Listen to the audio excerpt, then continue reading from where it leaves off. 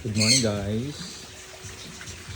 Ito na naman tayo ulit sa ating garden slash aviary slash yung happy place ko dito sa bahay.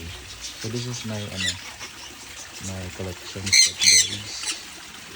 Ito yung pinaka ko sa lahat kasi I treat him as my children. So ito si Kelly, my parrot, talking parrot, and I have also green conures. Ito. So si Kelly pala guys, sinanapan ko pa siya ng lumapit ang asawa kasi napakahirap dito sa Pilipinas maghanap ng ganito klaseng parrot. So Kelly is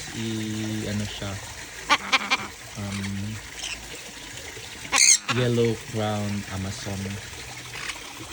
So kung may alam kayo na may mapagbibilhan ng legal ng female Amazon or yellow crown Amazon parrot, please inform me. Ito pala na guys, nabili ko siya kay Kelly Ang, yung vlogger. Ayan, si Kelly. So kaya Kelly din yung pangalan niya kasi nabili ko sa Kelly. Ito naman ang ating sun conure. Actually guys, tatlong pangatlong bili ko na nito kasi unang pair ko nakawala yung isa, tapos ang naiwan male, tapos pagbili ko ulit bumili ako ng pair, namatay din yung female. And then ayun, so dalawang lalaki na tira. So ang ginawa ko na lang, bumili lang din ako ng dalawang hen. So ito, pair na sila ngayon. Ayan, si Junior, bibigyan ko pa yan ng pangalan, hindi ko pa yan na pangalanan. Ayan sila, masasaya. Tapos ito naman yung ating koi pan. Ayan, may mga koi ako dito, although malalaki na yung iba. Bumili din ako ng maliliit. Ayan. Ayan sila. So dito lang yan sa aking background. Backyard pala. Tapos dito na side naman guys, may tayo pinagawang waterfall. Kasi nga may koi, may grotto. Ayan. Tapos ito naman dito nga na side, pinagsabak ko yung yung parakeet at saka cocktail. Ayan, so may 5 pairs tayo na dito, mga parakeet, at may dalawang pair po tayo na cocktail.